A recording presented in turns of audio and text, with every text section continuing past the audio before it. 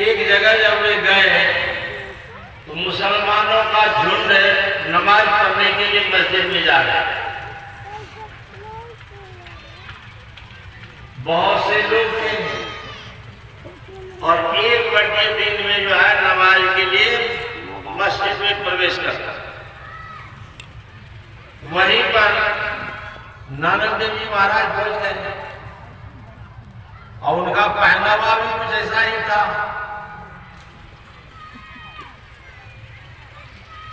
नानक देव महाराज ने कहा कि मुसलमानों के 5 नमाज होते हैं, 5 वक्त होते हैं और 5 वक्त के 5 नमाज होते हैं, अमुक अमुक नाम, उसके 5 नाम ही होते हैं। नमाज सुबह, नमाज दीगर, नमाज शाम और नमाज खुफ्ता। ये 5 तरह के नमाज होते हैं।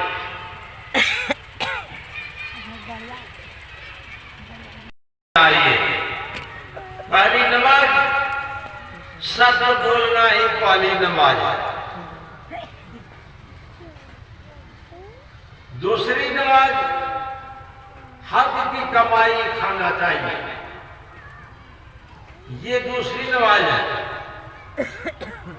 तीसरी नमाज परमात्मा से, खुदा से सबके लिए भला का दुआ मांगना चाहिए, सबके लिए दुआ मांगना चाहिए परमात्मा से। चौथा नमाज अपने मन और नियत को सदैव पवित्र रखना चाहिए। और पांचवी नमाज क्या है? उस परमात्मा के गुणगान, खुदा का गुणगान करना चाहिए।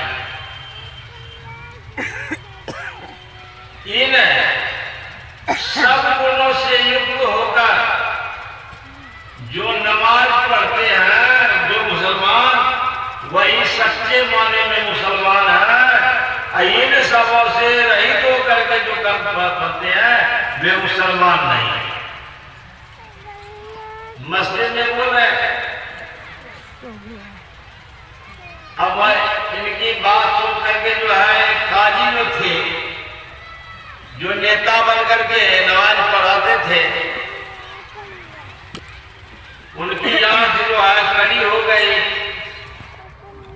बोलना कुछ चाह रहे थे लेकिन नमाज का समय हो गया था, इसलिए कुछ बोले नहीं।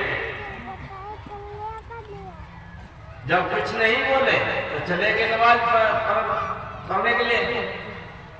पूछा नानक देव महाराज से कि हम लोग नमाज पढ़ने के लिए जा रहे हैं, आप क्या नमाज पढ़ने में शरीक होंगे? नौराव ने कहा अवश्य शरीक होंगे, चलिए हम भी साथ होते हैं। तो नानक देव जी महाराज खड़ा होना इस समय सही। जब नमाज पढ़ाने लग गए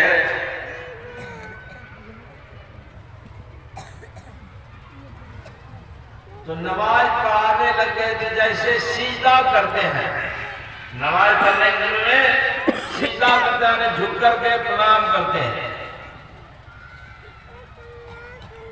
सीधा कहा सीधा करूंगा तुम्हारा दुनिया से हाथ धोकर, मैं वो नहीं वो बजू सीधा करूंगा। मन जो दुनिया से पवित्र हो गए, जिनके मन में कोई विकार नहीं है, सभी विकारों से छूट करके जो है वही कहते हैं सिर्फ सीधा करने वाले, परमात्मा को खुदा में याद करने वाले। ऐसा नहीं कि हाथ से पानी लेते हैं और नीचे गिराते हैं यहां तक, तो इस तरह का नमाज नहीं है। आधी आधी बातें हुई। जब नमाज पढ़ने लग गए सीधा करने लग गए तो नानक देव जी महाराज को हंसी आ गई। हंसी जब आ गई तो उनके काजी जो थे उनको और उनका और क्रोध बढ़ गया, लेकिन नमाज कर रहे थे इसलिए कुछ बोला नहीं। सोचा नमाज समाप्त करने के बाद मत पूछिए। नमाज जब समाप्त हुआ तब नानक देव महाराज से पूछता है कि आपने तो कहा था कि मैं आप लोगों के साथ नमाज पढ़ूंगा, लेकिन हम लोगों के साथ आकर के हम मुसलमानों की नमाज की आप जो है खिल्ली उड़ा रहे हैं, हंसी उड़ा रहे हैं। आपने कहा था पढ़ूंगा, जैसा हंसी बना उड़ा रहे हैं, अपमान कर रहे हैं। तो नानक देव जी महाराज ने कहा मैं हंसी किन्हीं का नहीं उड़ा रहा हूं, हंसी आने का कारण हो गया तुम जो नमाज पढ़ा रहे हो खड़ा होकर नेता बनकर। तुम जब सीधा कर रहा था तो तुम्हारे मन में क्या हो रहा था? तुम्हारे मन में तुम्हारा मन जा रहा था घर पर। घर पर एक गाय बच्चा बछड़ा दिया है, उस बछड़ा को तुम याद कर रहे थे। तो बोल सकते बात है कि नहीं है?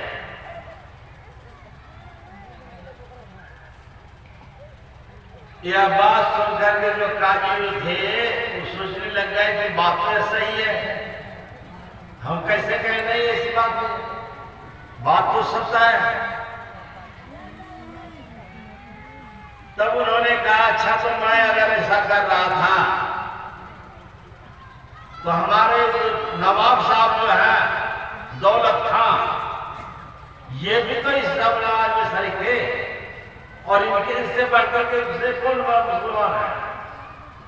तो आप मेरे साथ नहीं होकर इनके साथ नमाज पढ़ लेते। तो नानक देव ने कहा जी अवश्य ये दौलत खान जो है ये नमाज में शरीक थे, लेकिन तुम इनसे पूछो कि दरअसल में ये सही थे, ये भी यहां रह करके सजदा करते हुए इन्होंने भी काबुल में जाकर घोड़ा खरीद रहा था। पूछो इनसे, बात सही है ये। अब तो नवाब साहब का भी जो है लज्जा से आंख नीचे हो गई और काजी का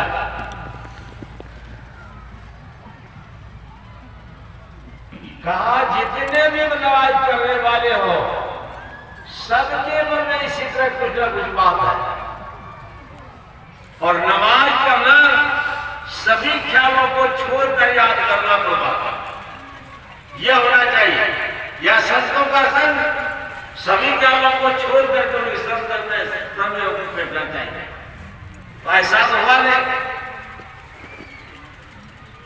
नवाब साहब इनका इतने प्रसन्न हुए, लड्डू हो गए, वे अपना दौलत में उनके नाम पर करने लगे, सारी संपत्ति में देने लगे कि मैं अपनी सारी संपत्ति आपके नाम पर चढ़ा देता हूं महाराज।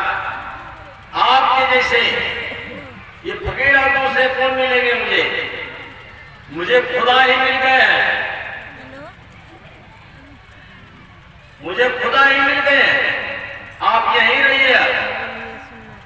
तो नानक देव ने कहा कि मैं किसी एक जगह पर स्थिर रहने के लिए नहीं आया हूं, संसार में प्रचार करने लिया है। मतलब संतों का संग सब तरह से मन को समेट करके उनके संग में बैठ करके उनकी बातों को सुननी चाहिए, उसका प्रभाव पड़ेगा।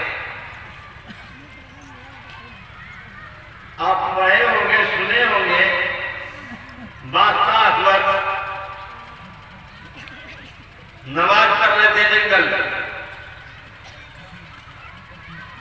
और उसी समय किसी व्यक्ति की महिला के पति कहा कि आज तुम्हारे पति को इस ताल में देखा, वे घूम रहे थे।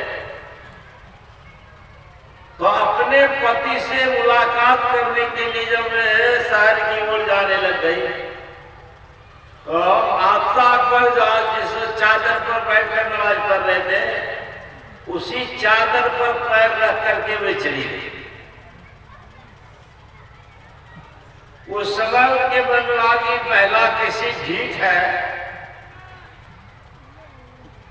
जो मेरे इस पवित्र चादर पर पैर रख करके चली गई। वे जब लौट कर आई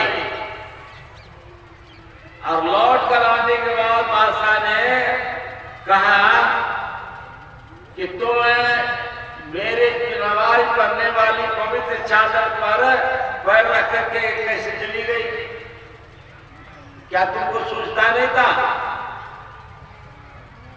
उन्होंने कहा कि मैं तो जागतिक पति से मिलने के लिए जो जा रही थी, तो मुझे मेरे आगे में क्या है यह नहीं दिख रहा। गड्ढा है कि कुआं है कि वृक्ष है यह नहीं दिख रहा। और तुम तो परमात्मा और पति से मिलने के लिए जा रहा था, तो मैं कैसे दिख गया? न राची सूझत नहीं तू काल सुजान, परिपुराण बौड़ा भया जो राजी रहमा। पुराण पढ़ते तो पागल हो गए हो, और इस प्रेम से रहमान रहम करने वाले परमात्मा खुदा तुम पर जो प्रसन्न नहीं हो सकेंगे। तो संतों का संग भगवान ने कहा प्रथम भक्ति संतन कर संगा, संतों का संग होना चाहिए।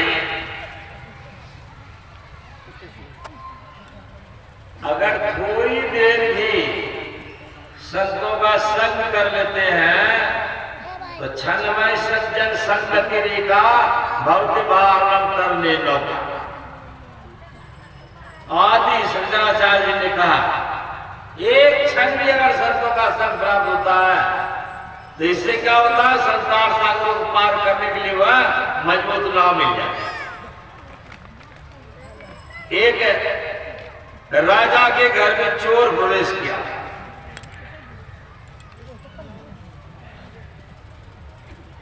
राजा और रानी दोनों जगे हुए थे।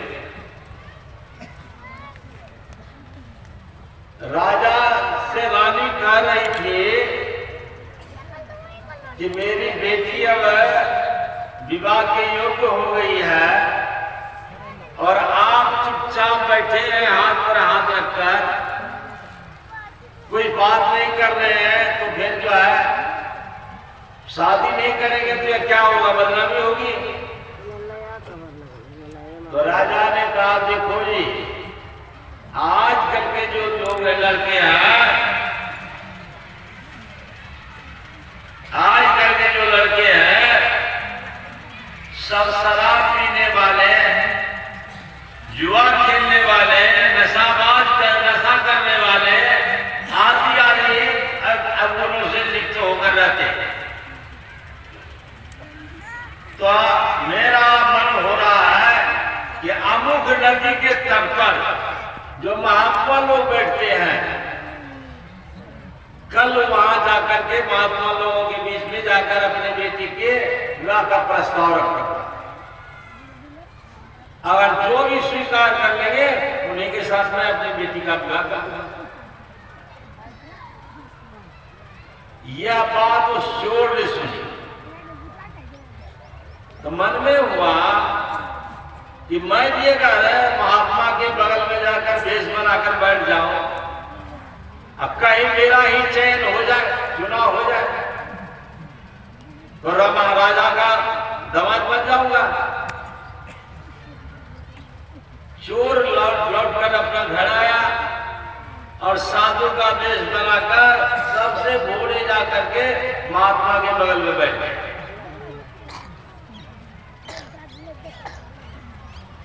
राजा का आदमी आया प्रस्ताव लेकर ये राजा की लड़की का विवाह करना है, आप लोगों से अगर कोई तैयार है तो आप बताइए, अपना सहमति दीजिए, अपनी सहमति। कोई कुछ नहीं बोले। महात्मा लोलू थी। आज जो साधु का वेश बनाकर बैठा था बगल में, उनके मन में चुप रह गए ना, हाँ कुछ नहीं बोले। तो महाराजा के जो मंत्री थे उन्होंने कहा महाराज और तो कोई महात्मा तैयार नहीं हुआ, एक महात्मा है जो ना और हाँ कुछ नहीं बोले, इससे लगता है कि वे सहमत हो जाए, तैयार हो जाएंगे। तो दूसरे दिन राजा बहुत सामान लेकर उस महात्मा के पास, चोर के पास पहुंचे।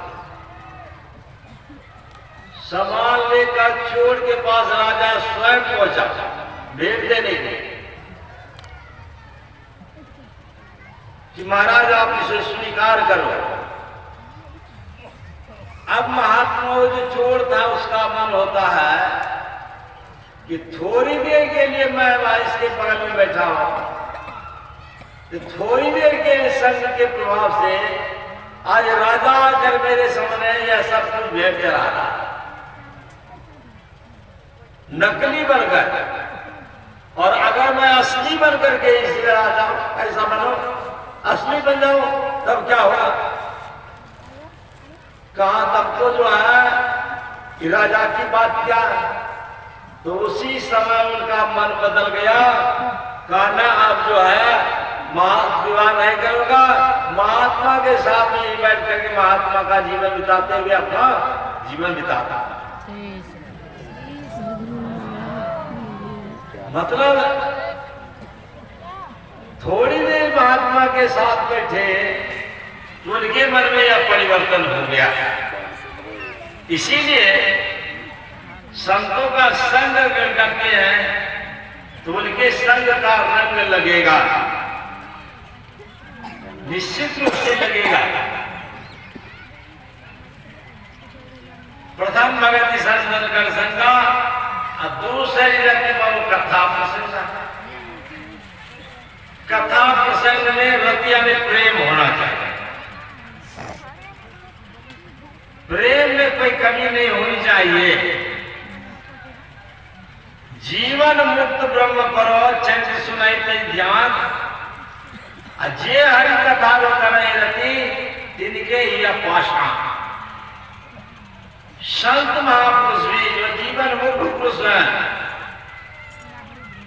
निर्वाण प्राप्त किए हुए महापुरुष हैं, परम पद को प्राप्त किए हुए, वे भी समाधि के सुख को छोड़कर और सत्संग के वचनों को सुनते हैं। और जो हरि कथा में करे रति, जो हरि कथा में करे रति, हरि की चर्चा में सत्संग में जिनका प्रेम नहीं बन सकता है, प्रेम नहीं होता है, तो कैसा उनका है, पत्थर के समान है।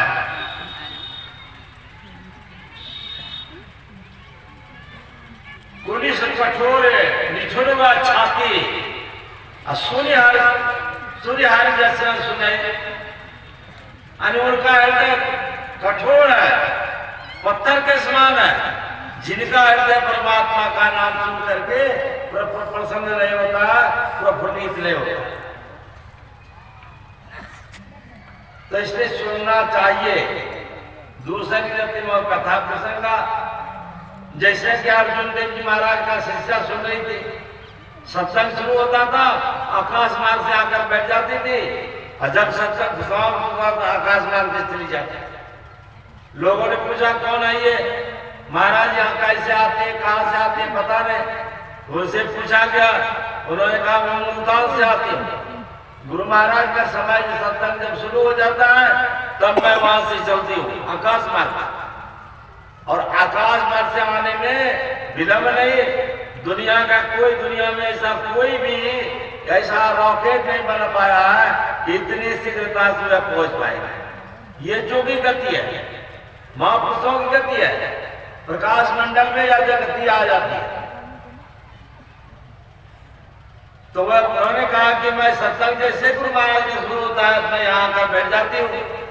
कहा आप कभी कोई हाथ बढ़ाते हैं? कहा हाँ, मैं जब आती हूँ तो पलने पे छोड़कर अपने बच्चा को आती हूँ। बच्चा जब रोज रोने लग जाता है तो अपना हाथ यहीं से बढ़ा करके पलना झुला देते हैं और पलना जब झुला देते हो तो वह बच्चा अपना शांत हो जाता है। मतलब कितना बड़ा उसका हाथ था, बैठा है कहीं सत्संग में और हाथ मंगाता जाता है बच्चा के पास। गुरु महाराज के रूम में भाषा में श्री चंद जी महाराज का तस्वीर थी। जयचंद को उन्होंने अपने भाई से जो कहा कि तुम क्या करते हो, भक्ति नहीं करते, सब परमात्मा की भक्ति नहीं करते हो, तुमको लिखाई खा देना पड़ेगा परमात्मा के दरबार में। कहा लिखाई खा देना पड़ेगा? कहा हाँ। कहा जब देना ही पड़ेगा तो मैं आज ही चल जाता। लेखा जोखा देने के लिए घोड़ी पर बैठ गए, अपनी पत्नी को पीछे बैठा दिए और अपने बेटा को आगे बैठा लिए और आकाश मार्ग से जाने लग गए। आकाश मार्ग से जब जाने लग गए तो श्री चंद जी महाराज बैठे हुए थे तपस्या में। उन्होंने देखा ये स्वपरिवार जा रहा है तो वहीं से उन्होंने अपना हाथ बढ़ाया आकाश में और आकाश में हाथ बढ़ा करके बच्चा का डेना पकड़कर उतार दिया। कहा इसको तुम छोड़ दो बस परंपरा के लिए और तुम लोग जाओ। महापुरुषों का हाथ इतना लंबा वे कहीं तक हाथ पहुंचा जाते।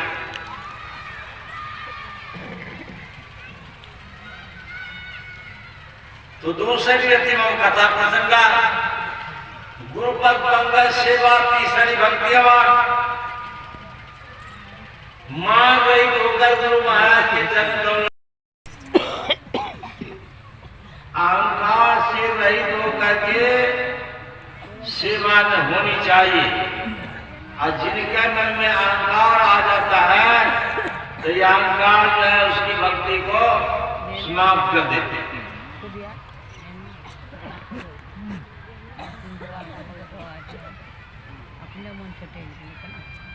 काम तजे जो क्रोध न जाई, क्रोध तजे जे लोभा, लोभ तजे अहंकार न जाई, मान बनाई शोभा। तो जब यह विकार नहीं आना चाहिए, अहंकार से रहित होकर निश्चल होकर निष्कपट होकर दीन होकर के गुरु महाराज के चरणों में होकर रहना चाहिए। हम लोग रोज पाठ करते हैं कि पाखंड और अहंकार से निष्कपट हो या दीन हो, सब कुछ समर्पण कर गुरु की सेवा करनी चाहिए। पाखंड और अहंकार को छोड़कर निष्कपट होकर निश्चल होकर और सब कुछ त्याग कर गुरु की सेवा करनी चाहिए। सब कुछ समर्पण कर, अर्थात सब कुछ समर्पण। आप अगर आपका शरीर बहुत सुंदर है तो आपको अपनी सुंदरता का गुमान नहीं होना चाहिए, अहंकार नहीं होना चाहिए। आप में अगर बहुत विद्या है तो विद्या का अहंकार नहीं होना चाहिए। आपके पास बहुत धन है, धन का अहंकार नहीं होना चाहिए। ये सब अहंकार नहीं होना चाहिए। सब कुछ समर्पण कर गुरु की सेवा करनी चाहिए। तो इस तरह से रह करके गुरु महाराज के चरणों की सेवा हो। तीसरी भक्ति अमान मान रहित होकर के उनकी भक्ति कीजिए। और जब तक भक्ति नहीं करेंगे तो वह काम होगा नहीं। चरण लवलीन जाति के अभिमान में केते बहकुली, अर्थात सबड़ी के बारे में माता सबड़ी कार्य आपने सुना कि उन्होंने वरदान के रूप में मांगा। उनको ऐसा रूप नहीं मिला था, वे स्वयं राजरानी थी, वे सुंदरी थी, लेकिन राजरानी होते हुए भी उन्होंने गरीब घर में आना चाहिए। जन्म लेकर के कुरूपा होकर के आना नहीं। तो यह वरदान मांगी थी, वो बनाया नहीं गया था परमात्मा के द्वारा, वरदान मांगी थी। ये है मान रहित होकर के भक्ति करनी चाहिए। और चौथी भक्ति मन गुण कपट निष्कपट होकर के करो। चौथी भक्ति मन गुण का कपट